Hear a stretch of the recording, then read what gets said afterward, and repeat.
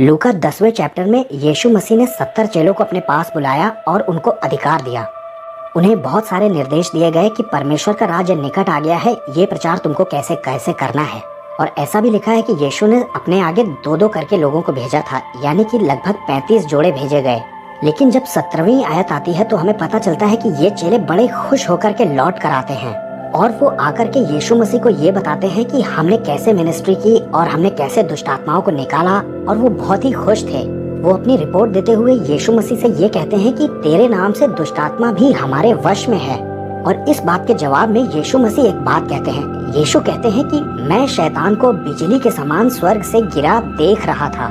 जब हम इस बात को पढ़ते हैं तो हमें लगता है कि जब यीशु मसीह के ये चेले सेवकाई कर रहे थे, उस वक्त यीशु अपनी आत्मा में महसूस कर रहे थे कि शैतान का राज्य बड़ा टूट रहा है। उसके राज्य में काम करने वाली दुष्ट आत्माएं परेशान होकर निकल रही हैं। इस तरह से उसका राज्य टूट रहा है और गिरता हुआ नजर आ रहा है बिजली के समान। उसी बात को यीशु मसीह ने ऐसे कहा है कि मैं शैतान को गिरते हुए देख रहा था बिजली के समान। इसके आगे की आयत को जब हम पढ़ते हैं तो वहाँ हमें लिखा मिलता है, यीशु कहते हैं, मैंने तुम्हें सांपों और बिच्छुओं को रौंदने का और शत्रु की सारी सामर्थ पर अधिकार दिया है। दरअसल यीशु यहाँ पर ये बता रहे हैं कि मैंने तुम्हें ये सामर्थ्य दी है, और ये बात तुम याद रखना कि ये सारा अधिकार मेरा दिया हुआ है, क्योंकि यही वो बात थी जिसकी वजह से शैतान को स्वर्ग में से फेंका गया था और वो बिजली के समान गिरा था।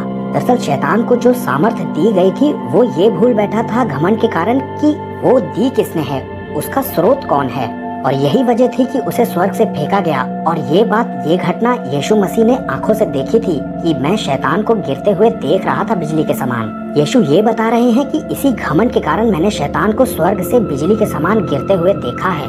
देखिए, चेले इसे अपना अचीवमेंट ना समझ लें, वो ये ना समझ लें कि ये सब हमने करके दिखाया है, बल्कि उन्हें ये याद रहना चाहिए कि ये सब का स्रोत प्रभु है।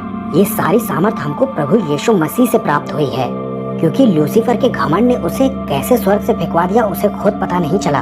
कहीं चलो ऐसा तुम्हारे साथ ना हो जाए। आज भी कभी चर्च में दुष्ट आत्माएं निकलती हैं तो कभी भी हमें ये नहीं भूलना चाहिए कि इसका स्रोत परमेश्वर है, हम नहीं हैं। वैसे इसके बाद की आयत में यीशु मसीह ने ये बताया है कि अगर तुम्हें खुश ही होना है तो इस बात से खुश मत हो कि तुम दुष्ट आत्माओं को निकाल पा रहे हो, बल्कि इस बात से खुश हो कि तुम्हारे नाम स्वर्ग में लिखे हुए हैं, क्योंकि वहीं से शैतान फेंका गया है।